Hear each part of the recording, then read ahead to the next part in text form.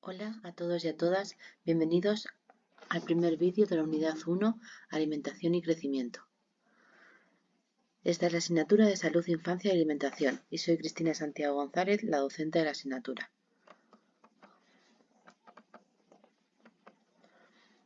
Lo primero que vamos a ver, ¿qué es la salud? Como podéis ver en el manual, se hacen varias preguntas, ¿no?, sobre este tema. ¿Qué significa estar sano? ¿Qué tienen en común todas las personas sanas? ¿Qué podemos definir? ¿Cómo podemos definir la salud?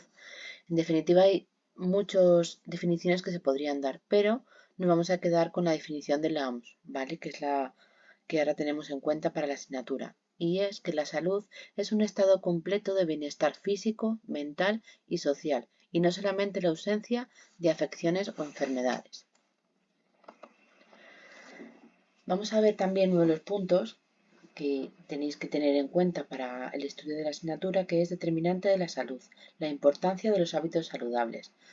Como sabéis, desde pequeños pues íbamos trabajando esos hábitos en la educación y en los centros educativos, en las aulas, pues será beneficio para cada uno de los niños que esté en la escuela y para su futuro, ¿no? Que si desde el principio pues las cosas se hacen bien, será más fácil para el niño interiorizarlas y al final que formen parte de su vida a día. Es necesario saber cuáles son esos factores, ¿no?, que condicionan nuestro estado de salud. Podemos hablar que son biológicos, sobre el medio ambiente, sobre la asistencia sanitaria y sobre el estilo de vida. Estos factores son modificables exceptuando el factor biológico, porque al final cada uno, ¿no?, pues tenemos nuestra biología y nuestra manera de tener el cuerpo y el organismo, de cómo es nuestra salud. Pues son niños más delicados, más enfermizos, si tienes alguna alergia, pues esas cosas te condicionan y no puedes evitarlas. Sí que podrás hacer otras cosas para tenerlo en cuenta, mejorar y que tengas una mejor calidad de vida y una mejor salud. ¿El medio ambiente influye? Claro, al final influye donde vivas, igual que la asistencia sanitaria, ¿no?, que al final depende de la localidad, de si es un pueblo, si es una ciudad grande, tendrás más o menos medios. Y luego los estilos de vida que cada uno llevemos en nuestra vida. Entonces, todos esos tres últimos son los que podemos modificar, cambiar o hacer lo necesario para mejorar. Vamos a ir viendo cada uno poco a poco los determinantes de la salud, la contaminación del medio ambiente, pues al final depende de la zona donde vivamos, pues tendremos unas características u otras. Tenemos que tener en cuenta la contaminación del aire, del agua, del suelo y del medio ambiente psicosocial y sociocultural por factores de naturaleza, ¿no? Como veis ahí, no voy a leeros todo, sino que al final lo vais a ir viendo poco a poco cuando vayáis viendo la asignatura y el manual, pues que tenemos dentro de este apartado la biología, la física, la química y la psicosocial y sociocultural. Al final cada una de ellas pues va a depender van a influenciarnos, perdón, en nuestra salud. Luego hay conductas insanas, ¿vale?, que podemos meter aquí también. Entonces, esas conductas van a influir negativamente en nuestro organismo. El consumo de drogas, el tabaco, el alcohol, la falta de ejercicio, el sedentarismo, las situaciones de estrés. Al final cada día, sobre todo en grandes ciudades, hay mucho estrés en la vida del día a día, ¿no? Entonces, si todo esto lo vamos gestionando y otros los vamos evitando, como el alcohol o el tabaco o las drogas, ¿no?, pues es importante. Y luego algunas pequeñas cosas que se pueden hacer cada día, dependiendo de lo que compremos, de cómo no compremos, como hablamos ahí, sobre el consumo excesivo de grasas saturadas de origen animal. Es verdad que hay que tener cuidado con lo que se compra, pero a la vez también es importante que se conciencie más todavía a empresas y de alimentación de lo que venden, lo que meten en sus productos, ¿no? El cómo nos llega la información, que es importante. Y, por ejemplo, el consumo de excesivo de hidratos de carbono. Pues hay cosas que hay que controlar. Otras conductas insanas que tenemos que tener en cuenta es la promiscuidad sexual, las violencias, la conducción peligrosa. Pues son factores que se pueden evitar y que hay que tener en cuenta y tener cuidado, que todo eso afecta a nuestro día a día. Los hábitos reproductivos insanos, la mala utilización de los servicios de asistencia sanitaria, eh, y no cumplir lo que nos dicen los médicos, ¿no? Pues al final todo esto es lo que nos va a decir el médico que evitemos, como hablábamos en el punto anterior.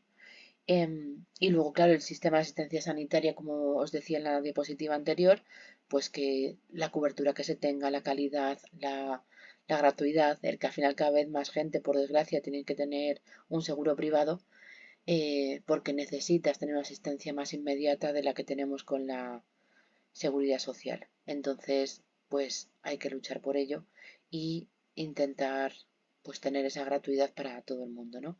Y luego, como hablábamos antes, pues la biología humana de cada uno, que eso es lo que no puede modificar, que es como somos. No podemos modificarlo, pero sí sabiendo lo que tenemos que actuar en consecuencia y actuar de la mejor manera posible para nosotros mismos. Luego vamos a hablar de los hábitos y estilos de vida saludables. El determinante que más afecta a nuestra salud, pues es el estilo de vida que seguimos, ¿no? Como vamos a ir repitiéndonos un poco y adentrando en el tema. ¿En qué campos debemos actuar para una vida saludable? En la alimentación sana, las medidas de higiene personal que al final también influyen y no, y son, son esenciales en el día a día. Combatir el estrés, prevención de accidentes, pues eso, el saber eh, cómo actuar y cómo no, saber evitar esos peligros y estar en consecuencia, ya sea en el hogar o en el trabajo, ¿no? El respetar esas normas de seguridad de la calle, por ejemplo, viales. Pues esas pequeñas cosas que parece que no afectan, pero si te planteas y te pones a pensarlo, pues cada una de ellas es importante para nuestra salud, ¿no? Para, como dice ahí, esos hábitos y estilos de vida saludables. Y la correcta utilización de los servicios sanitarios, pues al final no ir si no hace falta, el no tomar medicamentos sin que tengas una prescripción médica, que al final a veces nos automedicamos, ¿no?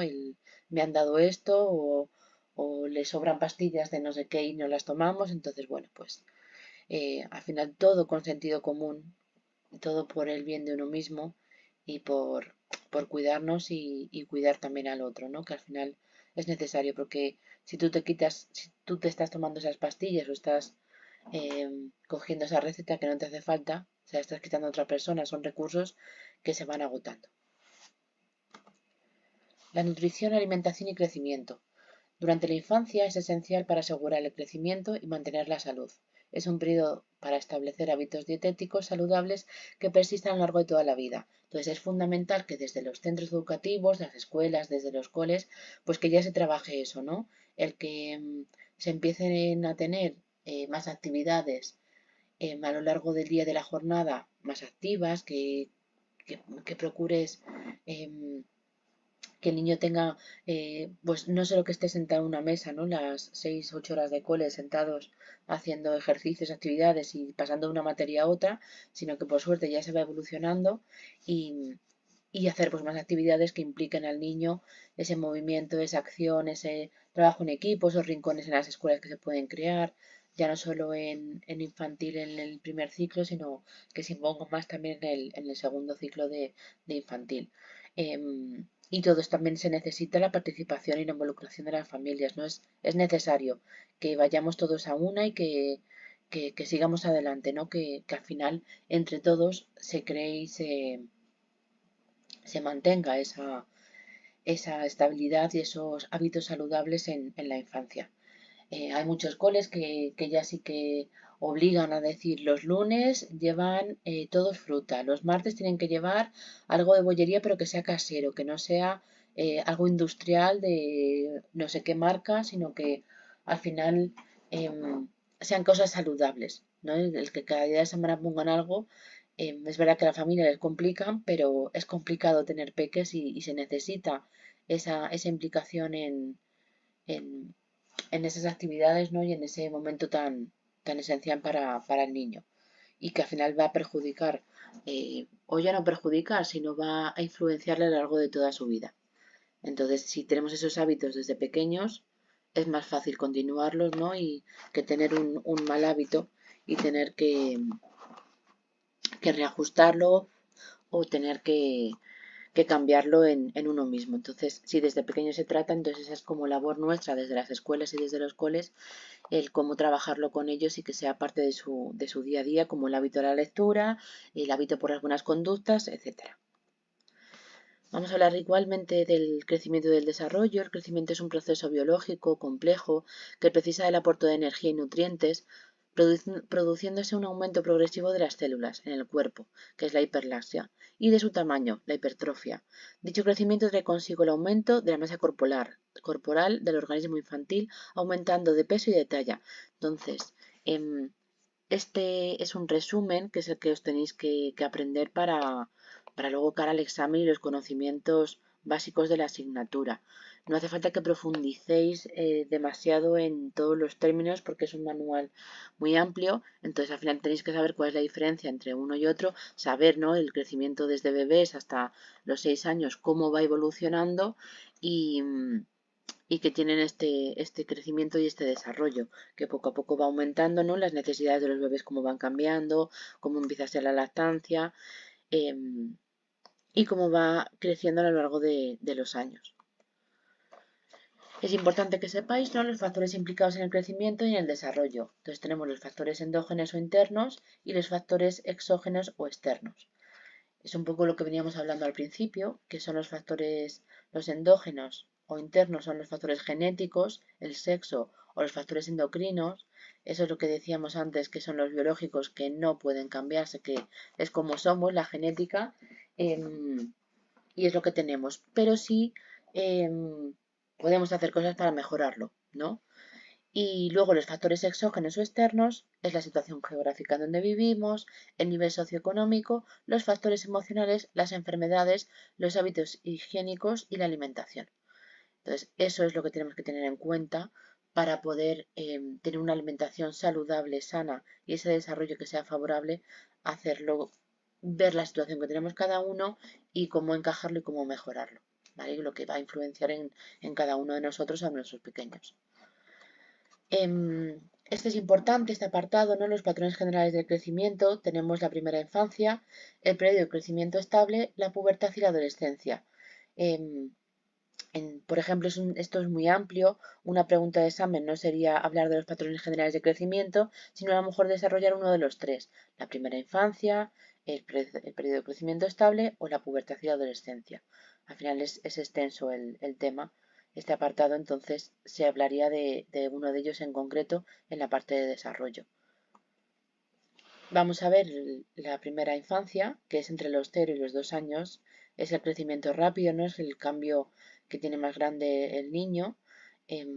Destaca el aumento del perímetro craneal desde que nacen hasta los 2 años, cómo va aumentando la masa corporal, el crecimiento de las extremidades, la alimentación debe cubrir las necesidades elevadas energéticas, ya que sabéis que, pues eso, lo que estamos hablando, tiene un crecimiento brutal desde que nacen, que pensar eso de las tomas que hacen cada poquito tiempo, cómo va aumentando esas tomas día a día o semana en semana, y cómo es todo esos 2 primeros años, toda la introducción de la alimentación del niño, ¿no? Desde casa y desde la escuela el que está escolarizado el peque en el centro. Entonces es fundamental que eso tener siempre en cuenta.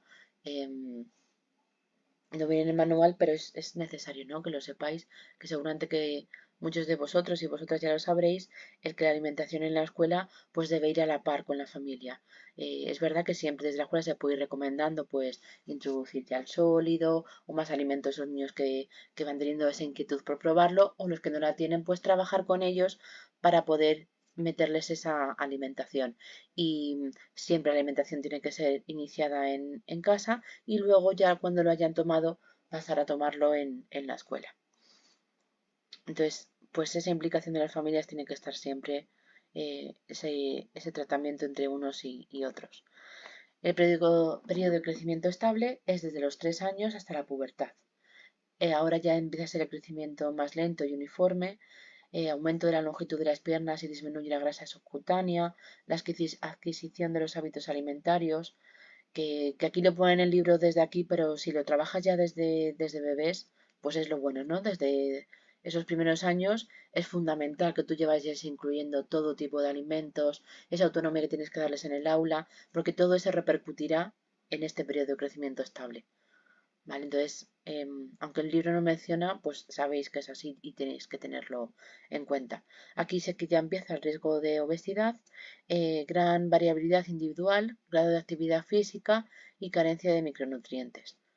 Entonces, esto es un poco así el resumen de lo que viene en el manual de cada uno de los patrones generales de crecimiento. Y vamos con el último. Es verdad que nos toca menos porque ya son más mayores, pero tienes que tenerlo en cuenta, ¿no? Entre los 10 y los 19 años es la pubertad y la adolescencia.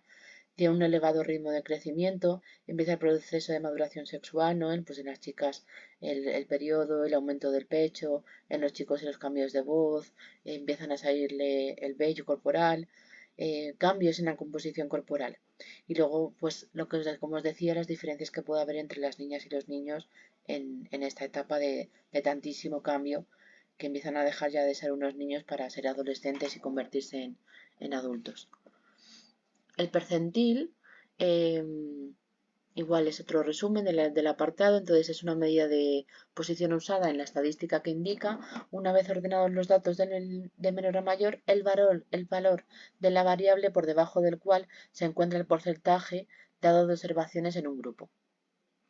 Es decir, es la talla y el peso del niño según esos valores que están en esta escala. Entonces tenemos ahí un ejemplo que el percentil 20 es el valor bajo, el cual se encuentra el 20% de las observaciones y el 80% restante son mayores. ¿Vale? Entonces, bueno, al final el percentil es la talla y la medida que tienen los niños y ver el valor que están, si están bajos de peso, lo típico se trata con los niños, o si está bien de peso y en la escala del percentil. Y esto ha sido todo por hoy, por este tema 1, y os veo en el siguiente vídeo. Y como siempre, si tenéis cualquier duda, pues a través del correo, del foro de tutorías y del chat, pues podéis poneros en contacto conmigo. Hasta la próxima. Gracias.